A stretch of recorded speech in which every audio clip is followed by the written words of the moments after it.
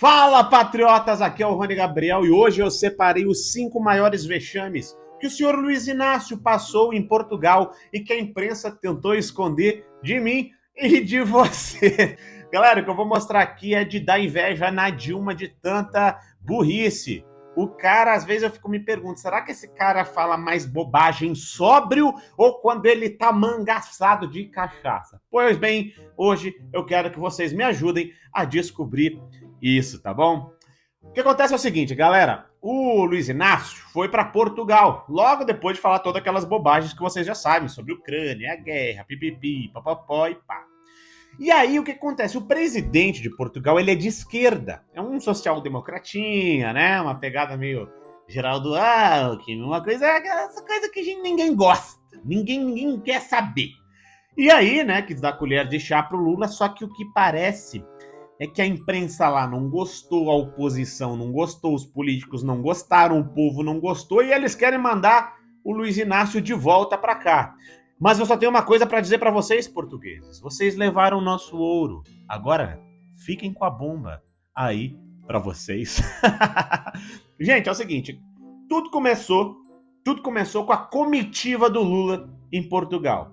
Olha esse vídeo de como a imprensa mostrou a comitiva do Lula que chegou em Portugal, que surpreendeu pelo tamanho, pelo absurdo de gasto e pela desnecessidade de levar tanto embuste e gente que não presta para Portugal. Como eu já disse, parece vingança.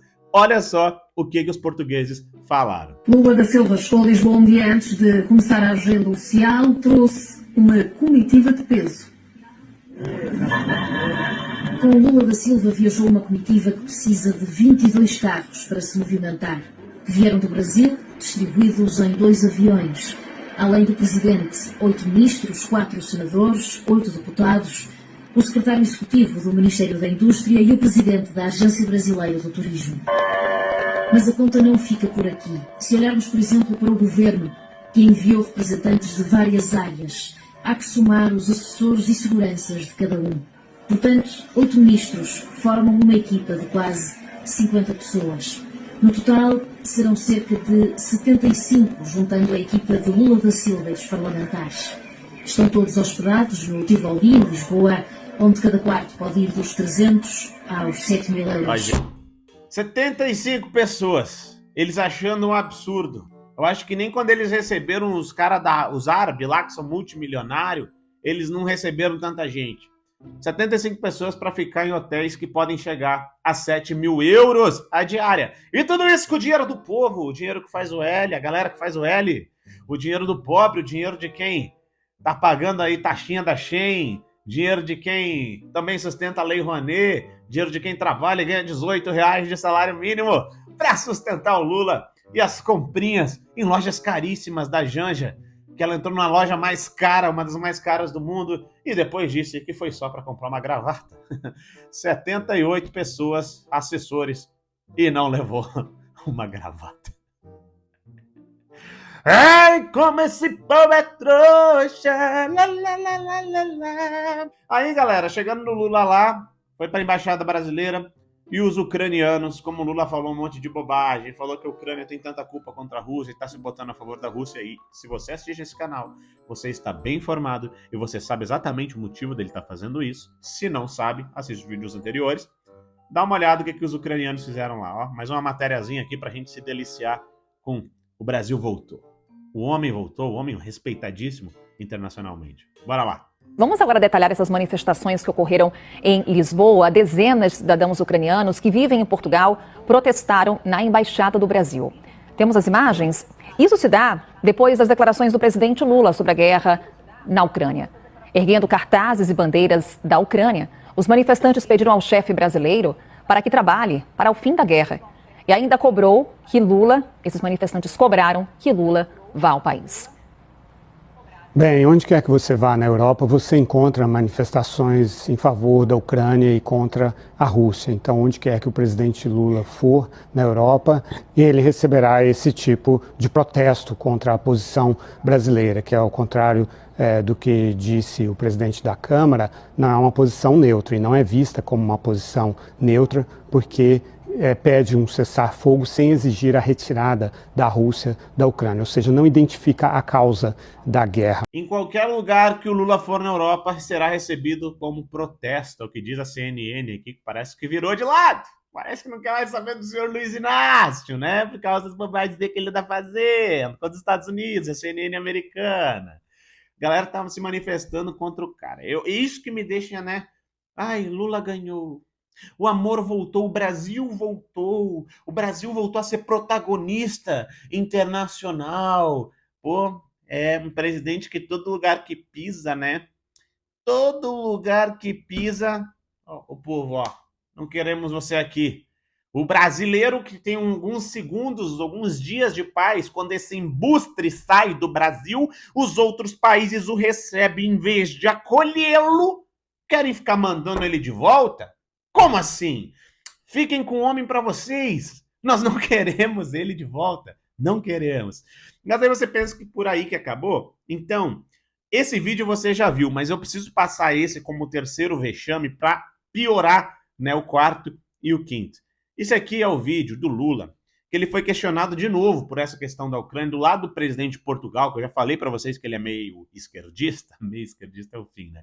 Mas eu já falei para vocês, e aí ele finge que não sabe falar o português. O Lula não sabe falar o português.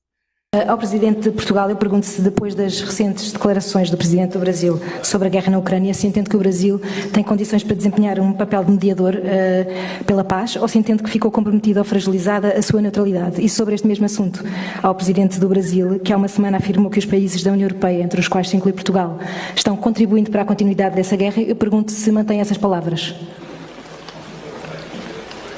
Eu confesso que eu não foi fácil de ouvir, tem que ser mais... Há uma semana afirmou... Tá. Eu percebi, porque já a conheço há muito tempo. Há uma semana afirmou que os países da União Europeia, entre os quais está Portugal, estão a contribuir para a continuidade da guerra na Ucrânia. Eu pergunto se mantém essas palavras.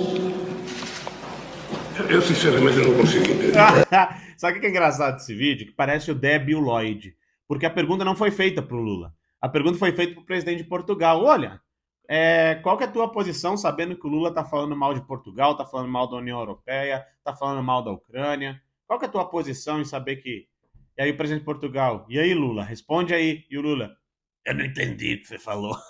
Aí ela pergunta de novo, eu não entendi o que você falou. É o completo debilóide, aí, né, um pior que o outro, um tentando passar pano pro outro. Aí, o Lula, não satisfeito, foi dar uma entrevista aí para um jornalista lá em Portugal também. E aí, do nada, ele aprendeu a falar o português de Portugal. Ele entendia tudo perfeitamente, debatia.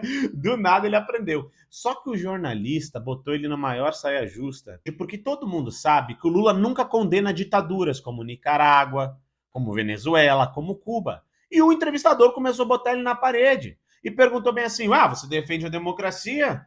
Mas os direitos humanos também, porque todo mundo sabe que a China viola direitos humanos, Rússia viola direitos humanos, Coreia do Norte viola direitos humanos. Aí ele responde bem assim, não, nós temos que respeitar esses países. Eu falei, opa, calma aí. Aqui no Brasil tem uma porcaria do meio dos direitos humanos, essa galerinha toda do amor venceu, que tá sempre descendo o pau até em humorista, quando eles fazem uma piadinha ou outra. Né? Qualquer coisa já querem cancelar, já querem botar na cadeia, qualquer coisa que as pessoas falam. Agora, quando o presidente que eles apoiam defende ditaduras e bota em pé de igualdade com democracias, e aí ele diz, não, porque nós temos que respeitar o jeito deles de fazer política. Calma aí. Então nós temos que respeitar o Nicarágua porque está expulsando pastores e padres, mas é o jeito deles e está dando certo. A China que tem trabalho escravo, tem que respeitar porque é o jeito deles e está dando certo. Aí minha pergunta é, se ele acha que está dando certo, será que ele não vai querer copiar aqui no Brasil? Será que ele não quer trazer esse modelo aqui para o Brasil? Você que está me assistindo sabe que é exatamente isso que ele quer fazer. Então dá uma olhada, o jornalista botando ele contra a parede, ele saindo pela tangente, dizendo que eles estão certos em ser ditadores, em fazer o que fazem, independente de crise humanitária. Todo mundo tem problema, segundo ele. Olha só esse absurdo. Caso o Presidente Lula não coloque em pé de igualdade as democracias liberais e as autocracias e ditaduras. Não é possível colocar em pé de igualdade. Se tem uma coisa que eu respeito, porque a exercito todo santo dia, desde que nasci, é a questão da democracia. E dos direitos humanos. E dos direitos humanos também. Por exemplo, a China tem um currículo enorme do Xinjiang a Hong Kong, passando pelos detidos políticos entre advogados, jornalistas. Deixa de dizer, todos os países do mundo têm problema. Todo país do mundo. A verdade é que a China, e nós precisamos aprender a respeitar a autodeterminação dos povos. A China encontrou um jeito de resolver os seus problemas e um jeito que permitiu que a China logo, logo se transforme na primeira economia do mundo. Acabei de vir da China. Ora, você pode não concordar com um regime chinês, como eles podem não concordar com o do Brasil. Tem muita gente que não concorda com as coisas da política que acontece no Brasil, mas é o nosso jeito de fazer política. E aí, para piorar de vez a situação do Molusco, que já deve ter tomado tanta pancada que vai voltar tonto pro Brasil, ele foi perguntado de novo sobre essa questão da Rússia e da Ucrânia. E aí ele mentiu, dizendo que ele nunca disse que a Ucrânia e a Rússia são igualmente culpados pela guerra. Só que sabe o que acontece, minha gente? Acontece que todos os jornais desmentiram ele. E para piorar, ele postou no Twitter isso. E o Twitter desmentiu o Lula. E ele está passando a maior vergonha internacional de todos os tempos de um presidente da República. Acompanhe o vídeo aqui comigo. Muitos se surpreenderam com o tom de algumas declarações do senhor, como uma das últimas em que o senhor responsabiliza igualmente russos e ucranianos pelo que está acontecendo. Eu nunca igualei os dois países porque eu sei o que é invasão, eu sei o que é integridade territorial. E todos nós achamos que a Rússia errou e já condenamos em todas as decisões da ONU. Porque a decisão da guerra foi tomada por dois países. O presidente Putin não toma a iniciativa de parar. O Zelensky não toma a iniciativa de parar. É preciso que a União Europeia comece a falar em paz, para a gente poder convencer o Putin e o Zelensky de que a paz interessa a todo mundo e a guerra só está interessando por enquanto aos dois. E eu acho que a Rússia cometeu o erro clássico de invadir, sabe,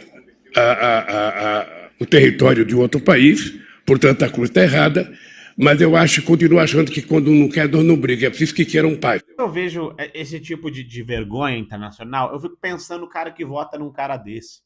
E o pior é aquele que continua defendendo, dizendo, foi para isso que eu fiz o L. Nossa, olha o Lula como melhorou. Eu fico imaginando que essa galera tá toda num bar. Tá todo mundo num bar. E aí tem uma galera ali que não bebeu, um cara que não bebeu e dirige muito bem. Tem aqueles que beberam um pouquinho e tem aquele que tá manguaçado de cachaça, que não tem condição nenhuma de dirigir o carro para voltar para casa. E a galera diz, vamos votar, quem que vai dirigir pra gente voltar para casa em segurança? Aí o petista levanta a mão e diz, o bêbado. É mais ou menos assim a lógica petista. A gente pensa que não dá para piorar. Eu fiz um post que fala o seguinte, mês passado eu disse, gente, fiquem tranquilos, mês que vem vamos estar muito pior. Então, hoje nós estamos melhor do que mês que vem. E eu nunca imaginei que eu ia estar tão certo. E hoje eu já posso repetir a mesma coisa. Mês que vem, com certeza, nós vamos estar pior. E se continuar a coisa assim, a gente até o fim do ano, nós vamos ver os venezuelanos querendo voltar para a Venezuela, porque no Brasil não dá mais. A gente não pode deixar isso acontecer. Um forte abraço e até o próximo vídeo.